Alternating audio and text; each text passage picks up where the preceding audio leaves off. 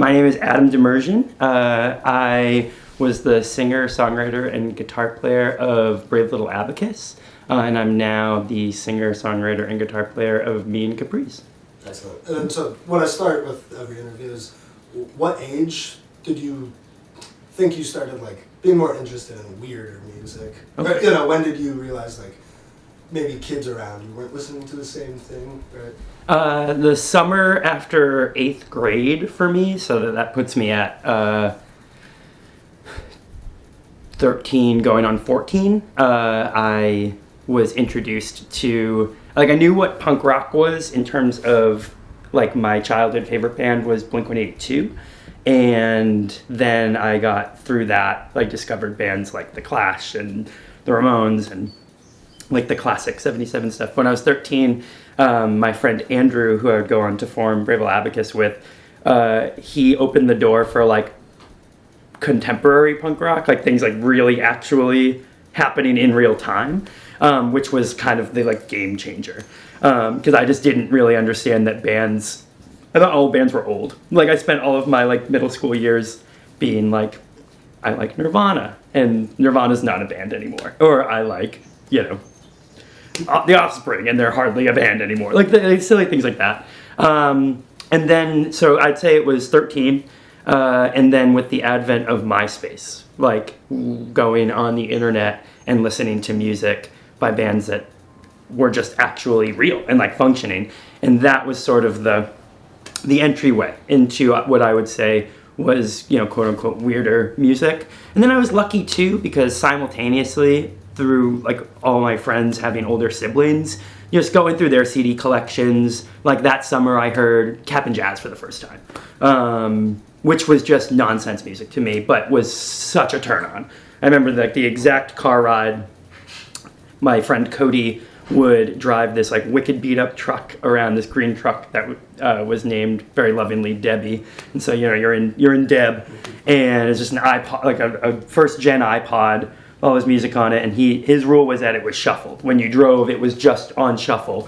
So it was just a crash course in whatever was on that, and Little League played, and it's just that guitar fade in, and I mean that music was weirder to me than Black Flag. You know what I mean? I was listening to Fugazi and Black Flag and stuff at the time, but there was something even further about that. So I'd say that summer was the transition. Well, I agree with you completely. Capri Jazz, compared to something like Black Flag, it removes all the machismo. Yeah.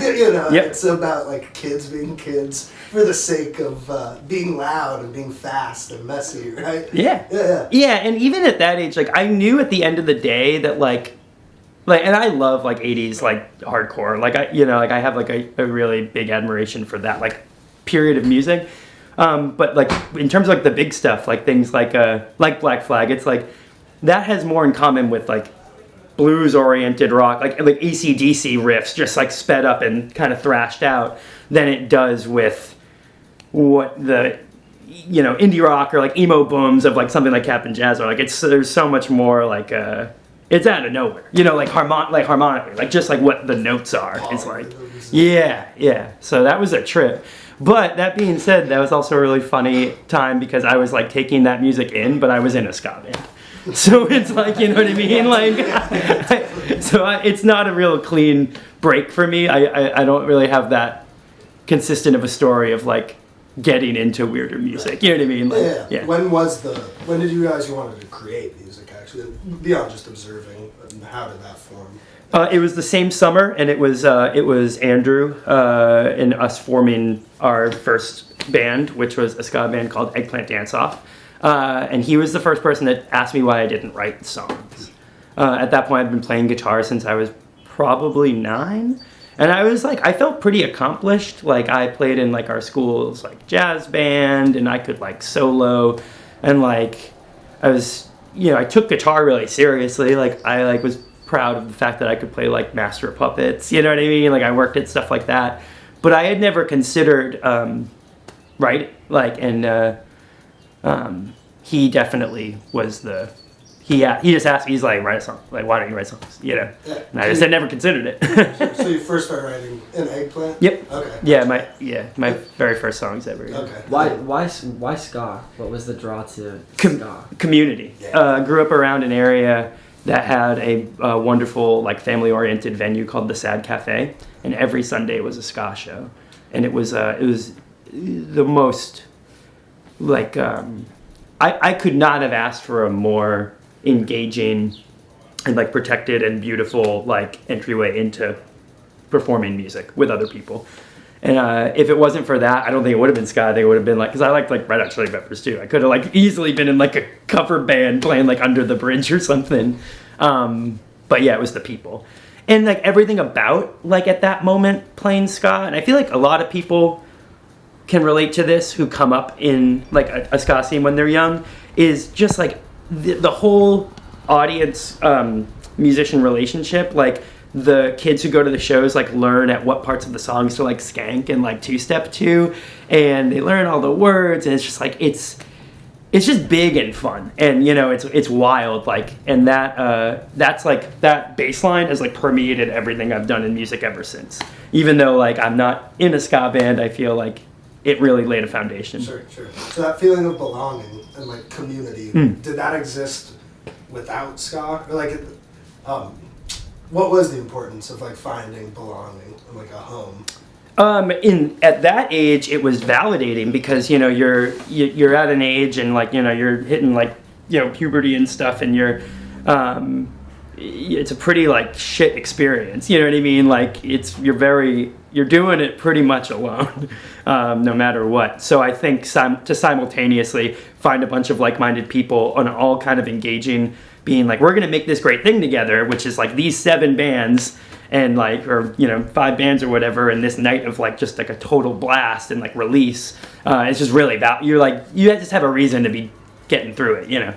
Yeah, totally. Yeah. Gives you some purpose. Yeah, exactly. To keep going. Yeah. So then when did the idea for Brave Little, or when did you decide to move away from ska and try something? It was just ridiculous. Yeah. It was just 2 years later. You know, where we were getting the music that we were listening to just like wasn't. It didn't apply anymore. Like we were listening to you know heavier bands, weirder bands.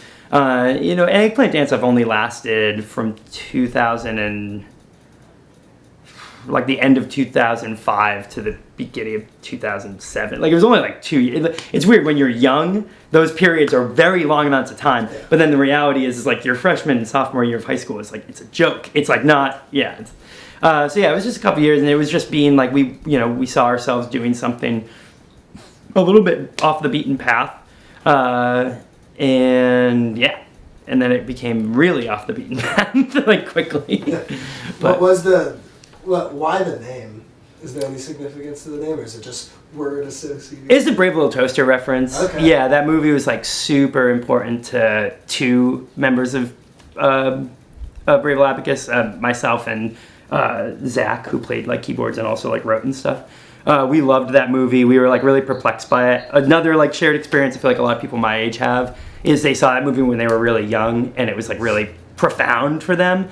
And it's a combination of like the score and the themes, and it's just a wacky movie. Also, just like quick side note, it's like incredibly, it's the first Pixar movie before Pixar ever existed. It's all the people that went on to form Pixar, so it has some like cultural significance too, I think. Yeah, it's that. It was like I think at the time, not to like give any further significance to it, but at the time we were like, the abacus is an antiquated tool. And so it's brave and little in that it like, if you're going to use it, it's not as good as a calculator, but like it's got some worth or something. I don't know. We thought it was good. Cool. So you guys released the demo in 2008, right? Yep. Okay. Yeah, it would have been early 2008, which is hilariously not a demo. It's just the 4 songs that at the time you could put 4 songs on MySpace. Sure. And we just and we put 4 songs on MySpace. Okay. Like they really were like, nowadays it would be like if streaming had existed or Bandcamp had existed, they would have been singles. Mm-hmm. Like October of 2000, I guess 8. my junior year of high school, or maybe even September, we put the Buffalo on MySpace. Just so that when we went to school that next week, everyone knew we were a band. But nowadays, like, that would just be like, I put out a single, which I find like very fascinating. But we were like, we just have to do a song. And that was the first one, and then we just did 3 more. And then it kind of eventually, as we got older and begun to realize like how to actually do a band, which we never really figured out, but we like kind of did. We called it the demo, but that's why it also has a question mark on it, because I think it's really not a demo. Yeah. What was the idea? A lot of your songs are long. Yeah. But I think that's awesome, because a lot in this genre scene, it's like quick, catchy. What was the idea of like? Or I think you demand some like patience from the listener, and I think that's awesome, because you're switching time signatures. It's incredibly dynamic. Explain like, and at such a young fucking age. I mean, how old were you in the forming of Brave Little Abacus? 16. Yeah. Yeah, 16 when it formed. Yeah. It's like super refined, I think, ideas. Why did that come to you? Or why did you want to put so much into like one song and talk about that? Yeah, I mean, in the beginning, it was definitely, and I'm not trying to like, just have any false modesty. In the beginning, it was like, they weren't necessarily songs. It was like, I had just gotten like recording, like very, very rudimentary recording equipment for the first time, and something like the Buffalo or like You're Not Me But Neither Am I, like those songs were like written and made like in these like parts, and it was this journey of like, what if this happens here? What if this happens here?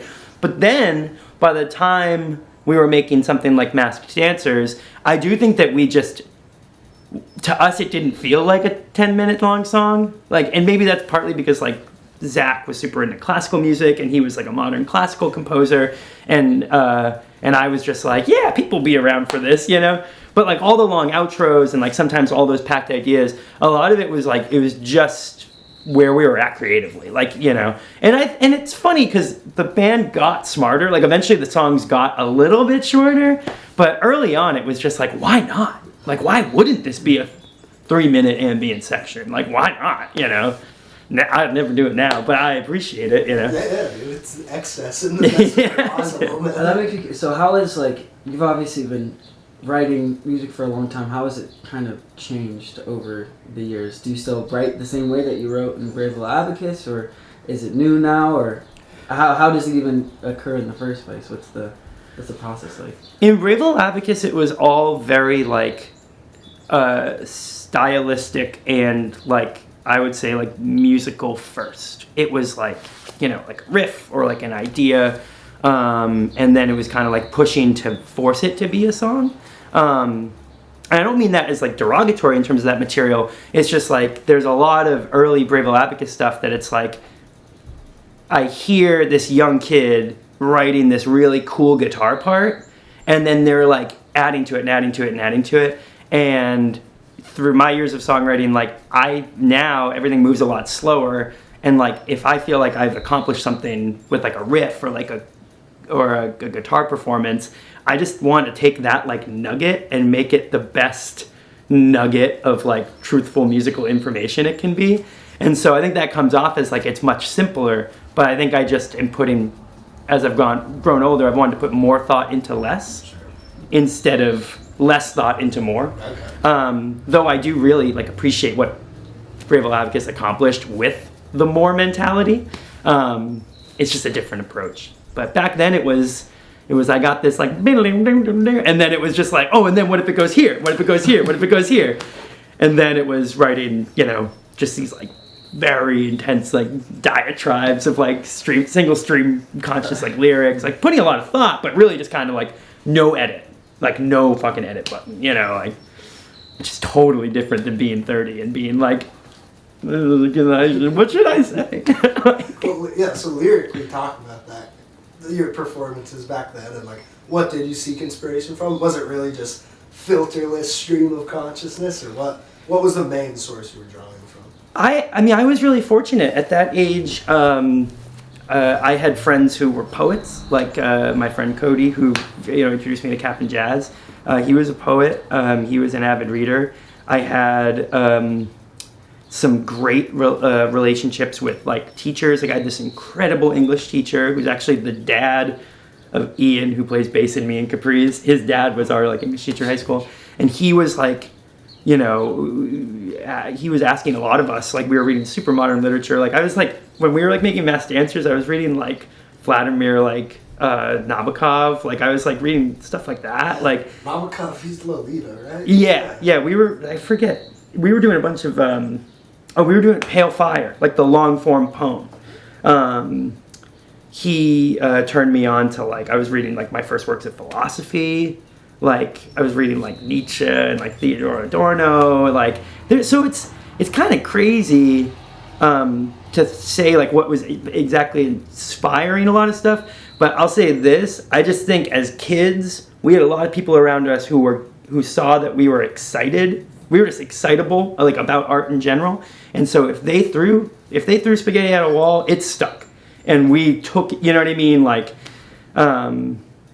it's just, I think it was just a combination, you know what I mean? And that's like where all like the sample stuff comes to, because it's like Masked Dancers is filled with all these Akira samples. It's like I had been turned on to that movie, and then all of a sudden I'm like, oh, now I get this, and I'm like, you know.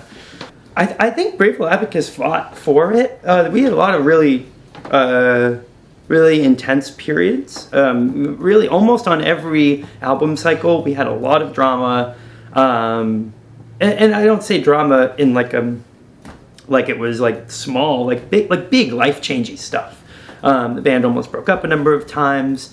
A lot of friends around us were having a lot of life transition problems. We were all getting older, on the cusp of, you know, that 18 to 21 period can be chaos, you know, depending on where you're at. But I think we fought for the optimism. I mean, that's my biggest takeaway, and I think something that sticks with a lot of people about Just Got Back is, I think, Just Got Back is simultaneously a very, very sad record. It's difficult for me to even understand how sad it is, because I feel so distant from the person who made that. But there's also it's, you know, trickled with all these moments that are I want to be alive. And I think a lot of Brave Little Abacus was kind of that screaming at the sun, I want to be alive thing, a lot. Which was it's a coping mechanism, and it was a lot of music we adored, you know, that we, you know, loving bands like They Might Be Giants and you know, Flaming Lips, these were groups that I think such a thesis was, I would like to be alive. I like to live this life, you know, to its fullest. So I think it's there. Yeah. Yeah. So catharsis is a big element. Yeah. How did catharsis show up in your life outside of music, if it did? I was very fortunate to find my niche in being in bands and performing in bands, because I was I misbehaved a lot at school. I got in trouble all the time, and was always just you know, too loud or running around too much, just doing stupid stuff. And if I didn't get into doing music, I just would have gotten arrested. I just would have the dumb shit that especially growing up in a nothing town. There's just oh, there's a police car that's going to be driving down the street. You can see it half a mile away. Let's moon it. You know what I mean? That was where I grew up. You know, it's that's the pastime. Yeah. To do. Oh yeah. That's the only thing to do, or join a ska band. Yeah. Yeah. I remember just a story about being if I didn't find, you know, music, just I'm right around the time, right before probably Eggplant Danceoff started, around the 8th grade. I'm on the bus. You're sitting in the back of the bus, and this kid next to me asks to take this girl's lipstick, and he takes the lipstick, opens the bus window, and chucks it at an oncoming car. The windshield of the oncoming car just spiderwebbed. Poof. That car followed, I was the very last stop on the run, followed the whole bus ride home to the stop, didn't care what kid did it, got out of the car, took me by the backpack, and was literally where do you live? Where are your parents? And I just shaking around, and I was just I didn't do it. I just ran in the opposite direction of my house. But like to think that like that was my like 13-year-old experience, and then only a few months later it was upstrokes and like wearing a scally cap and like being in a band called Eggplant Danceoff. Like finding out that I could be in bands and yell into a microphone like literally saved my life. That's awesome. Yeah. Yeah. What did your parents think initially of like music and your participation in music? So supportive. Okay. So supportive. Yeah. Brave Little Abacus, did they? Because I hated it. talk more about that. I'm sure that's evolved though over the years. I'd like to think so, at least. No, I mean, I think they get it, but they were like, oh, wow. Like they thought it could be so much better. In some ways, they're right. You know what I mean? Like like because it was so cathartic and because it was so intense. I think that they were, my parents, they like pop music. They like pop rock music. Like that's, it was very distant from anything that they could kind of wrap their head around. But they liked some of it. They like, they would hear certain like instrumental passages and stuff and be like, oh, this is cool.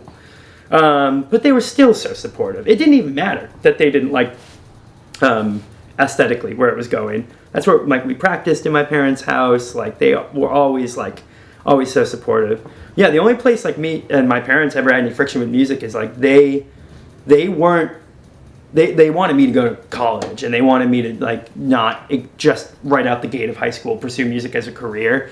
And that was like our only friction with music. But they were both musicians themselves, not professionally, but in their I wouldn't even call them hobbyists because they're good. So it's like I don't know what they were had a passion for music. But so supportive, even when they didn't like BLA. I'm curious as to I get a lot of I hear the word college a lot in the Brave Little Abacus songs. Or there seems like there's some drama around school in general, around after high school. Yeah, is that based on parents wanting you to go to school and then not doing it, or what's the tale? We all three of us had really interestingly like divergent experiences in academia. Like I had a ton of issues in school, like in general. Like around the time we were making like Mass Dancer, I got kicked out of my high school band program. Like I was having like a ton of like I was getting like good grades, but I just was like misbehaving, like skipping and stuff. And then like Andrew, he like academia was not working out for him. Zach was great because he was going to go into music composition and theory and kind of soar, which he did, and he was going to be doing that at the University of New Hampshire, which was just up the street from where we grew up. So because of that, and because of like really wanting to make Brave Little Abacus work, that was sort of the like nucleus of like what we would orbit around. And looking back, I think part of the reason why the collegiate experience had such a bad effect on Brave Little Abacus is like you don't do that. Like you either like if I was to give any 18-year-old advice now, it's like if you want to do your band, like you just go do your band. Like do not make the concession and be like, well, we're doing 4 more years of school because like we gotta do this bachelor's thing and you gotta get into this debt and you gotta, I would just be like, no, because Brave Little Abacus was so serious, but we're also going to school. So Andrew fails out. I lasted a little bit longer, but ultimately failed out. Zach completed it, ended up pursuing his master's, and he's, that's awesome for him. But during Brave Little Abacus, it was dramatic to be like, how do you levy all these responsibilities, and how do you mitigate this desire to be nothing but this band, but also like be regular, and the reality is it's like I don't know if you can, or at least not the way that we tried to do it. I think Brave Little Abacus could have just been less serious and probably worked. Sure. But it was very serious. So financially, were you guys working other jobs while schooling? What were some of the jobs that you were balancing? My primary Brave Little job was Red Shoe Barn, which was an awesome, like, family-owned shoe store. Like, it only had, like, 2 locations. And my favorite, like, Red Shoe Barn, Brave Little Abacus story is, like, I was so proud when Mass Dancers came out. So I gave it to my boss, and he was just like, that's a no from me, dog. But I was so delusional. I was like, you're going to be so proud of me. Like, we had a great relationship, and I was just like, it's an album. Like, it's a real album. That's awesome. But, You're yeah. surrounded by a lot of really good people. Oh, yeah. You're a boss. So That's that's excellent. That's hilarious. So does the Brave Little Abacus heavily relies on like the drama around it is somewhat in the writing? What does your writing consist of now? Now I'm a little bit more like I'll have like a thought of like a lyric or like and then I'll want to like maybe expand on it or wait until inspiration hits for that lyric to relate to a specific like memory or event. I'm not as quick to put pen to paper as I was when I was young. I was much more when I was younger. I would put pen to paper a lot when I was upset, and now I tend to take like a little bit of a step back, and I'm not as quick to, like, there's a lot of things I sang in Brave Little Abacus that I think if I had taken a minute to take a few deep breaths, I don't know if I would have, you know what I mean? And so then 10 years pass and you're like, oh, I can't believe I felt that way, but I guess I only really felt that way for like 5 minutes, and it's really immediate. But with Me and Capri's, I don't think there'll ever be a Me and Capri's lyric that doesn't kind of last for me, because I want there to be a little bit more universality. I want there to be, and I want people to, I'll always be extremely proud that people have been positively affected by Brave Little Abacus, and they can find their own like meaningful experiences in the lyrics. That's like that's incredible to me, because that's the best thing. That's what you want. But at the same time, it's like those are all, and this is a cool thing, but those are all extremely individual experiences. Like no one, I think, shares the same interpretation of those pieces of music.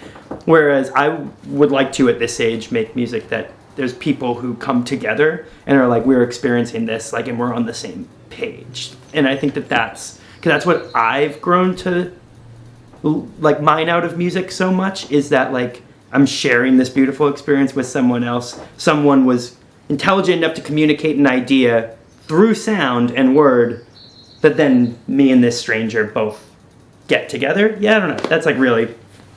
No, but it's communal, dude. Yeah. It's communicating without actual linguistics. Yeah. Yeah.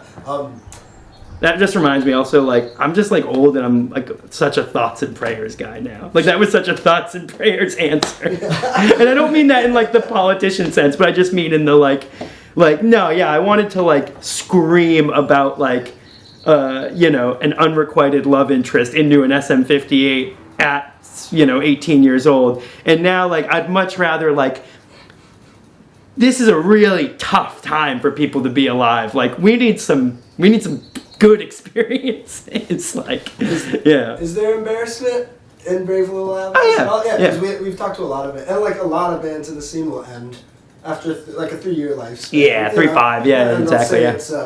It's immature man's music, and which, like, there's validity to that, but I do also think there's something awesome in, like, preserving the inner child. Oh, I'm proud. Yeah, I'm not... Because we've had some people also mention, like, they don't want to show it to new people in their life, and how have you deal with post-BLA? For one, I'm not embarrassed by Brave Little Abacus. I never could have imagined in my wildest dreams that the amount of people who have heard it have, and that is still just like the biggest trip to me. But I'm not embarrassed. My thing with BLA is that I'm only gonna participate in anything related to BLA on my terms.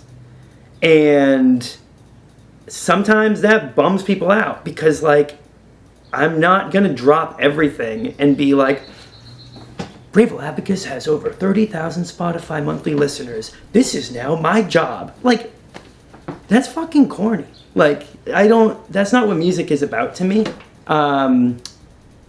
But that being said, I do feel compelled to interact with some of those people in the thing, because I have, like, a lot of gratitude for them, for their appreciation of it. So balancing that is, like, crazy. And I think some people, I don't know, like, every band that you two have like interviewed. But like, I bet if you got a lot of us like in a bar together, we would be like, I feel that way too. Like the ups and the downs of it. Like, that's kind of the point of the document. Where's the common ground? Yeah.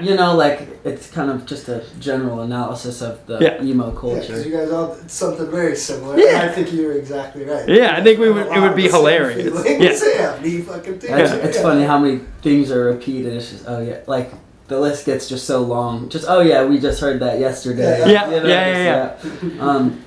Oh, damn, I just had a... Alright, my bad. I'll think of it. Alright, fine. Oh, yes, okay. So we actually talked to that young band yesterday, and he brought up a point of how if there was no reception, he doesn't know if he would continue. Brave Little Abacus does have a large audience. Your new band, it's a little bit slower, but you still, do it very religiously. What's the purpose of reception? Do you need it to make art? Well,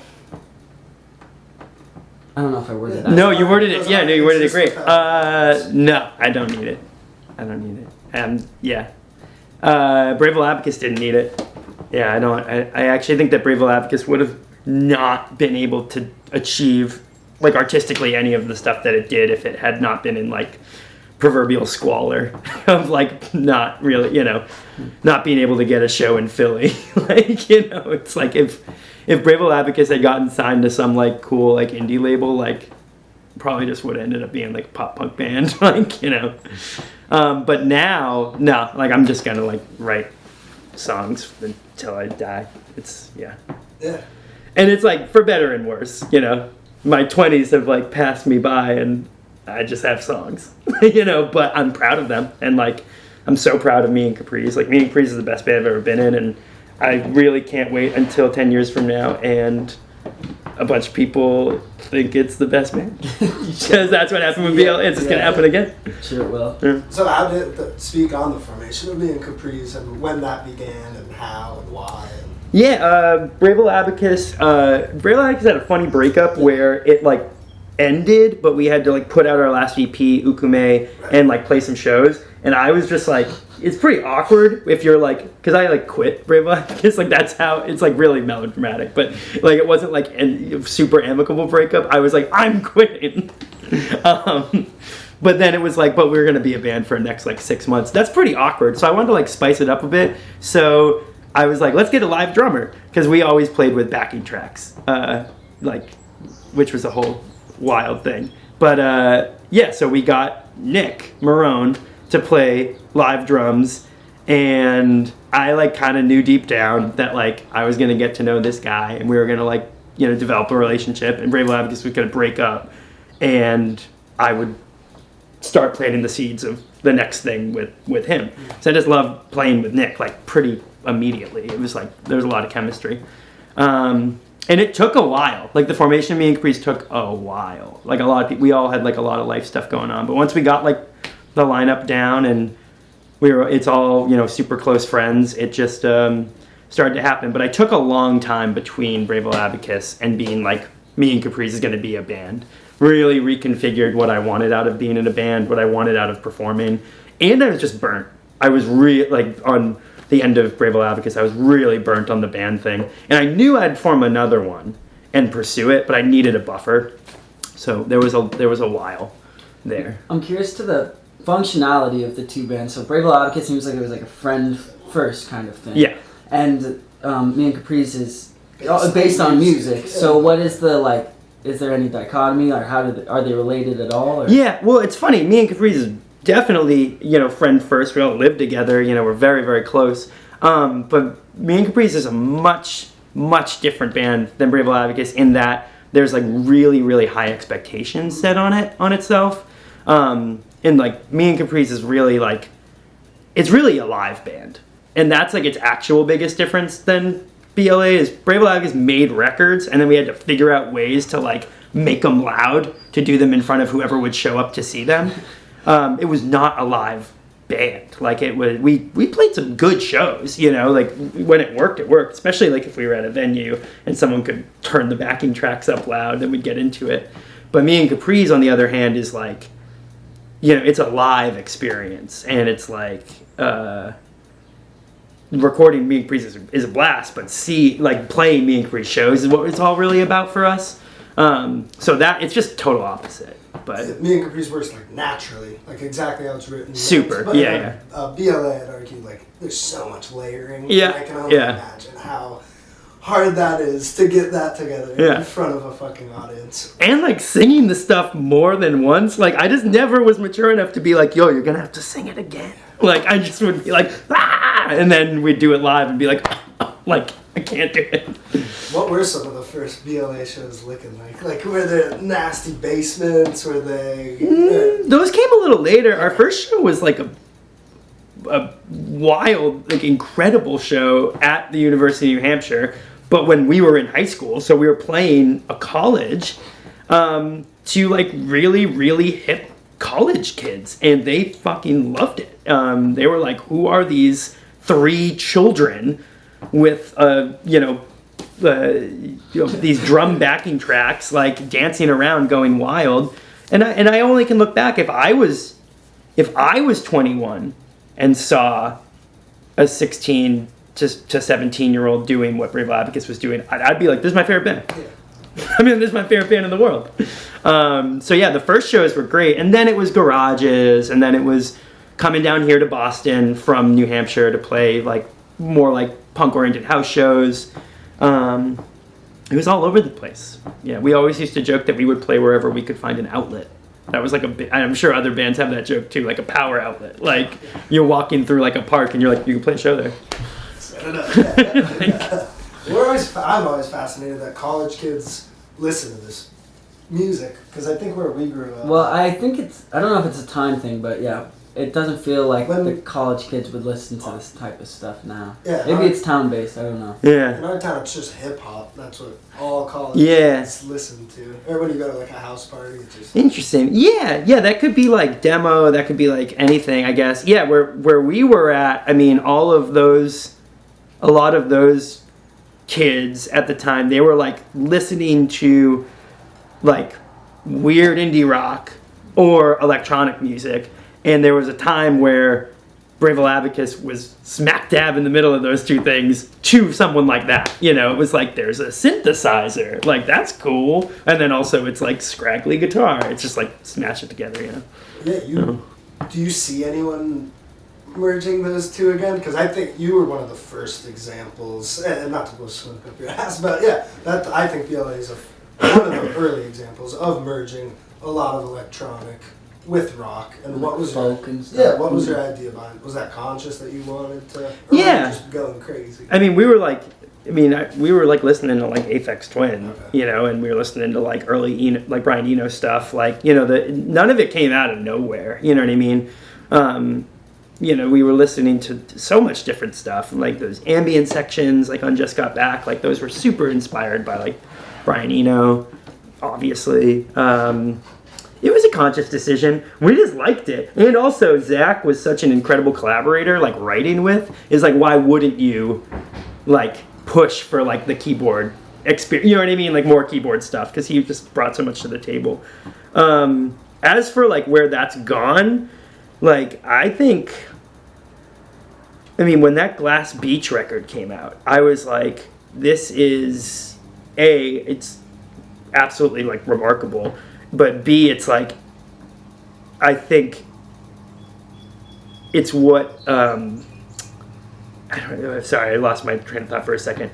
I don't think it sounds anything like Brave Little Abacus, but I think if there was to be like a foil of like, if you were to be like, this is like the children's version of like, they don't know how to do any of the stuff they're trying to do, you get BLA. And then the sophisticated version you get with Glass Beach. But I don't think any bands sound like BLA ever really. Even when bands like will tell me like, oh, it's like this was like an inspiration or something, I'm just like, I guess like that's cool, I'm glad. But I'm like, no, it sounds like you. Like, don't ever sell yourself short and say you just sound like other bands, you know.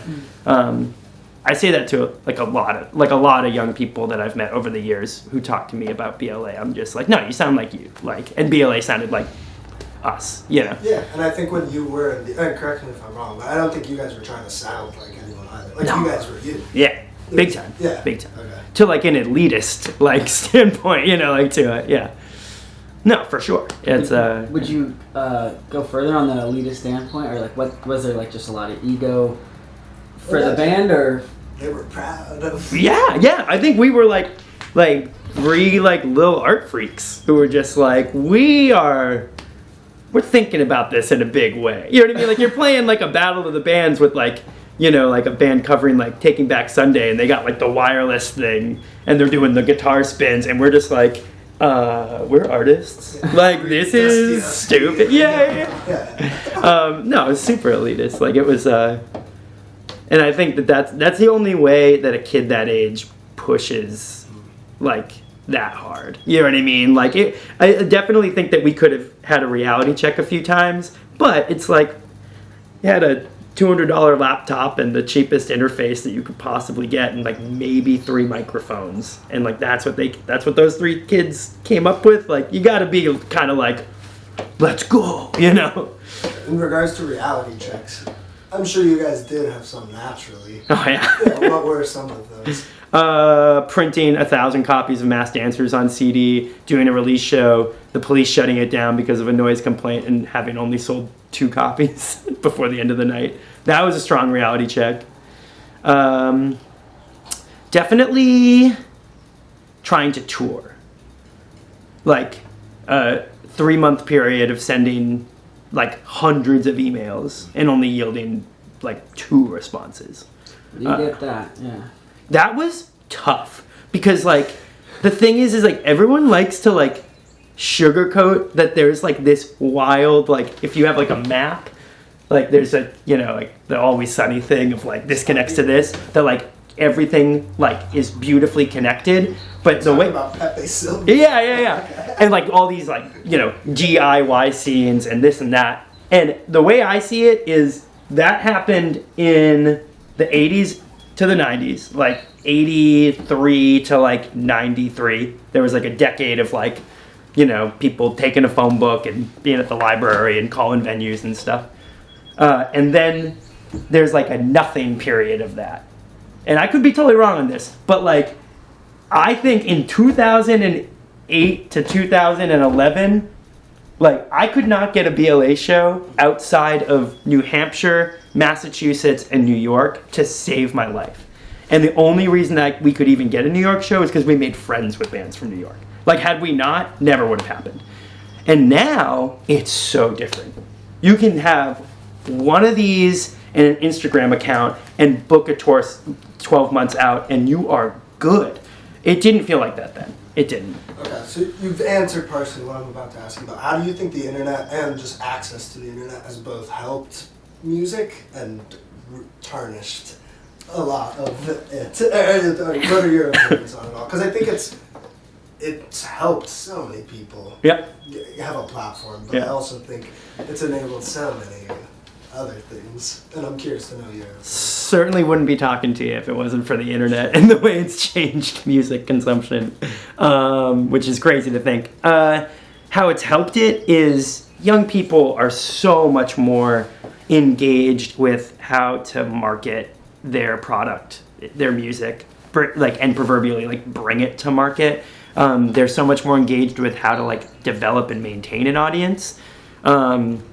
Yet like you can be like 18 now and start a band and like tomorrow, like just through sheer force of will, have an audience. And then, as silly as it sounds, everything I just said is also the worst part of what has happened. I do think that there is like a lot. I feel really bad for people who are the age now that I was when I was in BLA, who their experience of being in a band is, there's a lot of numbers. Follow counts, monthly listeners, streaming numbers. I think it is really distracting them from their craft. And I think that whatever that craft is, I just hope that they eventually find that they're like, that's what's important. But it's a balancing act. It's good and it's bad. But I think, I'm just glad that there was no barometer when I was 18 years old for being a failure. And I was able to have a blast playing music with my best friends, as weird as it was, and there was no. It was like, yeah, there weren't that many people at the shows, but having to go on the internet every day and being like, we're not successful, that would have ruined. That like really would have ruined me. And I wouldn't have been good at doing like TikTok, and I wouldn't have been good at doing Instagram. Like I had braces for like on and off for like 7 years. Like I didn't like the way I looked. I didn't like, you know what I mean? Like I was out of shape. Like I was like, I wouldn't have, you see these young bands that make this all work and they all look like child actors. Like that wouldn't have worked, I had a lisp, like I'm screaming, like, so I feel bad and I hope that it works. I hope it works out in the end, but it's just good and bad. When it benefits somebody, it's incredible. When it harms it or maybe turn someone off enough, like, because I imagine like a young band, if they don't see that monthly listener count go up, if it's in that like 120 range for like a year, do they quit? That's not very good, Yeah, it turns artists into their own little capitalists. Little business, little businesses. It's more about the strategic marketing than it is about the craft. And I think it ruins a lot of the, like, I feel like an old man screaming at the sky a lot, but I think it ruined a lot of the romance of like having to be in person and reach out to venues. Yeah. Not just fucking beep boop and Yeah. And I like what you said about the barometer of failure. So failure never bothered you guys at all, or what? Did you ever have a chip on your shoulder? Like you felt like you had something to prove at all? We're lucky because we accomplished a lot of things that we did want to accomplish. Like one of Brave Little Abacus's biggest goals was to have a record for free download on quote unquote on Jeff Rosenstock's Pay What You Want label, and it happened. And so it's like we did. No matter how unsuccessful Brave Little Abacus was in the moment, we did accomplish a lot of things that we wanted to do. So that was good. Yeah. No, not too much of a chip on the shoulder. I have a chip on my shoulder now that I think is really inspiring, which is good. I think it's really good to have a chip on your shoulder. In general, I just think wanting to prove your doubters wrong is a good, inspiring thing. Now it's like I know that there's like a whole contingent of people that don't think that anything that I'm, a part of in the future would ever be like Just Got Back or something, and I find that really inspiring because I'm like, I'm gonna do it better. Like I'm gonna one up it. Just wait. I love that feeling, even if it's not real. Like no one has ever said that to me, but like you can make it up, right? Like it's like your little trip. Yeah, so it pushes you. Yeah. Oh yeah. Yeah. A lot of the BLA cult status is like a push for me. When did you feel like it became a cult status? Or when did it become more than like or you realize there's a great following? And I think with a lot of bands like BLA, it's like a delayed fuse, and like over time you even get more and more. Yeah. What was that experience like, learning that there were these kids on fucking Reddit talking about it, right? It was really like... It definitely took a while, because like I saw like the first person I met that had like a Brave Little Abacus tattoo. I was like, oh, that's crazy. And then like being on tour around like the country and doing merch and sitting at the merch table, and then someone being like, are you like that guy? And I was like, that's crazy. But no, it didn't. I don't think that it really hit for me that I was like, oh, this is really like wild, until the sorry, I lost my train of thought a little bit. From when it broke up to like 2018 or 2017 was sort of just like people listen to it. I don't know how they get it. I don't really promote it. That's what it is. That's interesting. When someone who I still don't know who, but put some Brave Little Abacus up on streaming, which I had never done. Because I was just like, I'm not a big streaming guy. I don't use Spotify. I have music up on Spotify. Yeah, I'm like I buy stuff, you know what I mean? I use like YouTube Music because it comes free with YouTube Premium. So that's the one streaming service that like I use just if I'm like, mobile or something. someone put some Brave Little Abacus on Spotify, and the numbers were just like, they were fucked. They were like, I couldn't really like believe it, and I was just like, okay. And to go back to what we were saying about the internet I was like, oh, that's what that feels like. I've never seen that kind of like win. You know what I mean? You can't make a fucking dime off of it, but like, It's cool. yeah, it was like, this is interesting. That was the first moment that I was just like, you have to be kidding me. Like, you have to be kidding me. And you get the like, now that I have the Brave Little Abacus stuff on streaming, because I got that all like squared away. You get the like Spotify Wrapped for Artists edition. It looks like a fucking PowerPoint that like is shown to you at like a Microsoft meeting.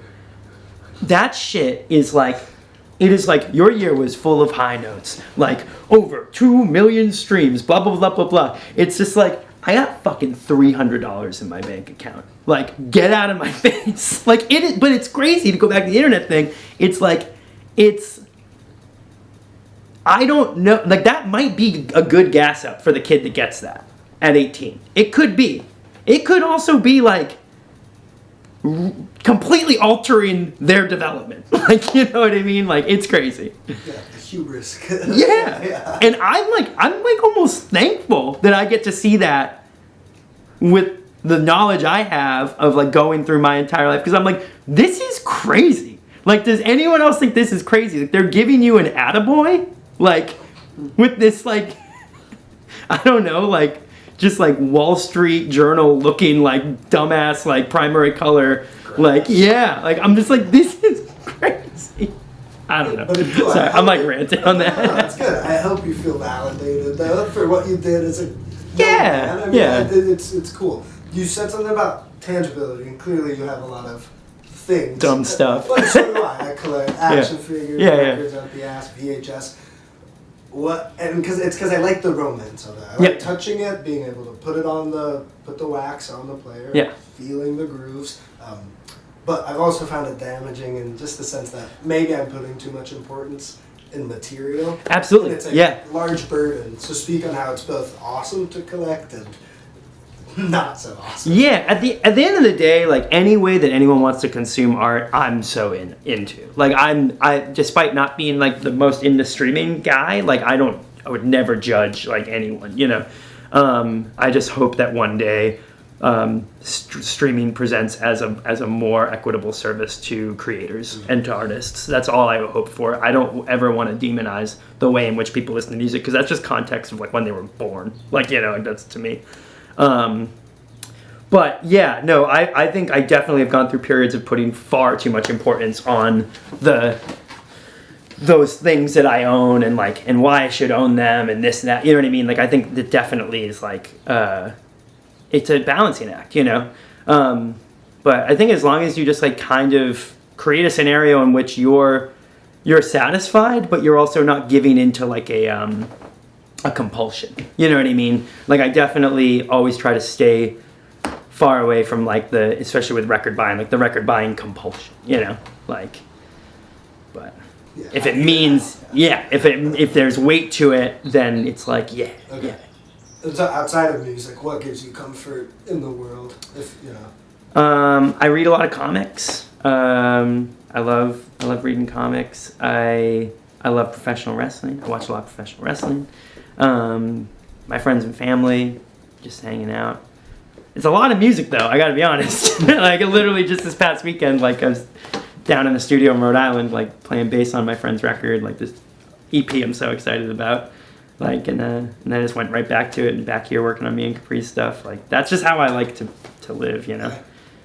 I just haven't figured out how to like present it publicly. It's all that well. It's always doing, but. Yeah, it gives you the public's out of the question. My thing. Yeah. And when the public hangs out too, that's good. That's like, that can work out. And then, so what are you making? I don't want to get financial, but do you have a job other than music now? Yeah, I work full time. Gotcha. And what do you do? I work at a record store, hilariously. Yeah, work at a record store. It sells like, you know, all sorts of like toys and like comics and stuff too. I do that, and then I do me and Capri's and just like freelance sound gigs and stuff. Like I did sound at like a farmer's market a couple days ago. Just kind of take work where you can, you know? Yeah, but music and sounds is the... Yeah. Okay, yeah. Very cool. You got everything? The only thing that we also, like, just favorite movies or anime or just things to throw in for the teaser. Yeah. Oh, sure, yeah. My favorite anime of all time is Neon Genesis Evangelion, which... Heard that one. Yeah.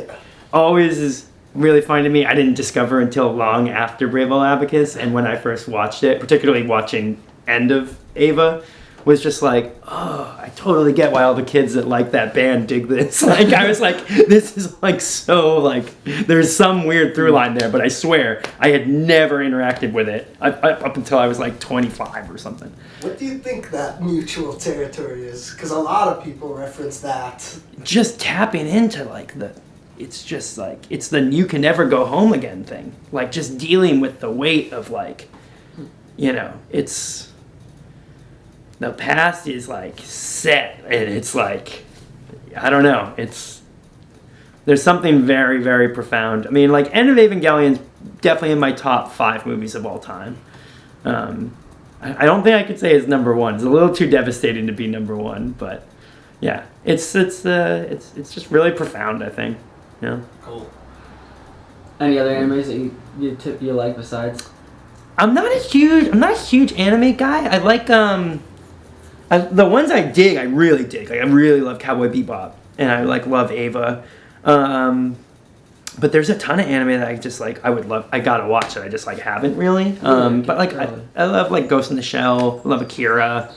A lot of the more contemporary stuff. Like, I work around like a lot of people who are like really into manga and really into anime. And so I know, like, if I watched like Jujutsu Kaisen, I'd be like, this rocks. But I like just haven't yet. Badass, yeah. I think so. Yeah, I'm gonna one day. I just How about you, like Watchmen, the comic? Oh, big time! Yeah, that was a huge. I read that my senior year of high school, and that was like really big when BLA was making Mass Dancers. Well, Manhattan's the coolest character. Oh, it's great. Ever. Yeah. The unknowing god. Oh yeah. Yeah. Okay. And then From Hell, I see like. Oh yeah. I mean, I think comics is definitely like a medium that I engage with. Probably the most under music. Okay. Like, I don't watch like a ton of movies or TV at this age. But I read a lot of comics. Okay, I have a question about downtime and leisure time. Yeah. Do you ever find how do you stay active so much? Because you seem super participatory in so many different things. Has downtime and lounging ever been like an issue, like consuming so much? I think so. I mean, just for instance, like where I'm at like today. So like last weekend, I was working on that record Friday through Sunday, and then I worked from Monday to yesterday, and we're doing this, and then tomorrow I'll work. And we had like 2 me and Capri's rehearsals last week, and we'll have like 2 more in a tracking session this week. But like, I like that. Like, I really, you know what I mean? Like, I kind of like rev with that. Like, I don't sit down. I don't sit around a lot. Yeah. But when I do, it's like awesome. I would never judge anyone for like chilling out. Like, if there's like an AEW pay-per-view and like I can grab like a 6-pack and like make like, I don't know, like a huge thing of tacos and have a blast on like a Sunday night, like, I'm gonna do that. You know what I mean? I'm not saying that I'm like sitting here, you know, never just like, no, I like having fun, but my favorite fun is like being in my band. You know, like that's like doing that. So it's like, I don't know, I haven't reached a point in my life yet where that's not my like release. Like, that's my, you know what I mean? Like writing, recording, practicing with me and Capri's, like that's my joy, you know? And then I think last question regarding BLA. You said it was like not the most amicable breakup. Where do you guys all stand now? And I don't want you to step on anything. Oh no, so good. Like, couldn't be better. Yeah, we're all still close. We just needed to grow. We needed to grow. If I could go back and talk to my younger self, Brave Little Abacus wouldn't have broken up. It would have just taken a year off and figured itself out, or taken 6 months off. I'm not saying I would have wanted to do Brave Little Abacus forever, but in, connecting its breakup to, when I said before, like, I used to put pen to paper really quickly, you know, and I don't know how good of a thing that always was. It's the same with just being young and being impulsive. I don't know if BLA needed to break up. It just needed to change. It needed to fix some things. But it was like, I'm going to react emotionally like right now, you know? But no, we just all needed to grow up a little bit. And I think our relationships are great. Cool. And I do think there's an argument that BLA's weaknesses are also its strengths. Just like the internet. Yeah. There we go. Perfect. Full circle. Well, I actually did say that because I don't know if I'm allowed to do this, but I did miss a thing I wanted to say about the internet really bad. The good is something like that Parannoul record. To see the next part of the dream. Have you heard that? Gotta hear it. Gotta listen to it. Incredible record. One of my favorite things I've heard in years. I listen to it all the time. But that record came out of nowhere. All it did is just get uploaded to Bandcamp for Pay What You Want, and I feel like it's very profoundly affected a ton of people. What's and it called? The artist is Parannoul, Parannnoul, and the album is called To See the Next Part of the Dream. I was lucky enough to discover it because someone sent it to me saying that it had been somewhat influenced by Brave Little Abacus, which was immediately I was like, no, it's too good. No. But that band, it doesn't exist. I don't know anything about the person. I don't know anything about where they are or what they do, and that it's just But there's magic in that. That's what I'm saying. That's the good. You know what I mean? Because that type of thing couldn't happen before this whole. Yeah. And that's what's so interesting about this scene, and for us, and that's how we found all this music, is through the internet, but we had no idea who these people are. It seems like it came out of a vacuum. Yeah. And there's just nothing attached to it. Yeah. Do you know Slint? Yeah. Yeah, Spiderland. That album blew me away. Yeah. Who are these fucking young kids writing these 10-minute songs about? Yeah, the record's crazy. Yeah, that record's wild. It's been cool, just talking to all these bands that I've only heard on the internet for years and years and years, just putting a face to it. Yeah. You know, just such an enigmatic culture, I guess. Yeah. Mm-hmm. Sweet. I think we've got enough. Nice. Well, thank you again very much. A couple Polaroids. We always take two. Cool. Yeah.